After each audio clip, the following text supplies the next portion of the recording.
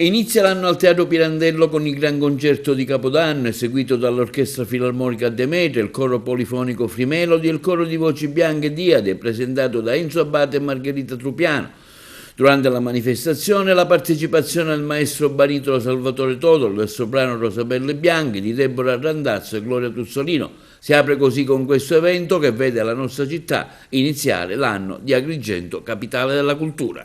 Ma intanto mi piace ricordare che noi dopo 5 anni ritorniamo qua al Teatro Pirandello con un concerto di Capodanno che sicuramente ci porta indietro nel tempo e siamo felicissimi di ritornare qui in questo luogo che per tanti anni è stato casa nostra. E proporremo uno spettacolo, un concerto molto vario, passeremo dal classico al moderno, alle colonne sonore, al contemporaneo, quindi molto vario e sicuramente penso che il pubblico lo gradirà proprio perché c'è una varietà di brani che potranno appassionare tutto il pubblico presente.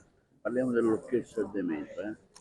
L'Orchestra Demetra è la nostra orchestra ormai presente ad Agrigento da oltre 10 anni, si esibisce sempre con il Coro Polifonico Frimelodi, quindi stasera avremo 40 musicisti più il nostro coro polifonico di 50 elementi circa e in più avremo anche il coro di voci bianche, il coro Diade che si esibirà e canterà quindi con il coro degli adulti, con l'orchestra che accompagnerà la loro performance. Il concerto sarà presentato? Il concerto sarà presentato da me e da Margherita Trupiano, che è una mia carissima amica e una persona molto preparata. Ecco, in programma cosa avete per il 2025?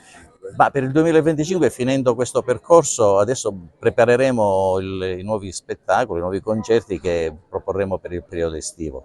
Questo è, diciamo che ci fermiamo un attimino, giusto il tempo di preparare il nuovo programma e poi andremo avanti, anche se già c'è qualche cosa. Considerando che incide col 1° gennaio che è Agrigento capitale della cultura 2025. Beh, questo in effetti mi fa molto piacere perché siamo quasi, come dire, siamo noi che diamo il là a quello che è l'anno di Agrigento capitale della cultura. Speriamo che tutto possa andare bene, che quindi ci possa essere un grande ritorno di immagine per la nostra città.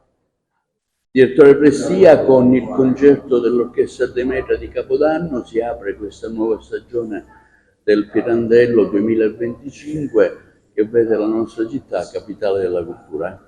Sì, ci tenevamo tantissimo ad aprire e reintrodurre il concerto di Capodanno per il 2025 perché è una grande avventura per Agrigento essere capitale italiana della cultura, quindi dopo il concerto di fine anno che abbiamo fatto nei giorni scorsi, questa era un'occasione bellissima per cominciare questo anno con il massimo dell'impegno. Il Teatro Pirandello, diciamo, sempre ai primi posti nell'organizzazione degli eventi, lo sarà anche per il 2025.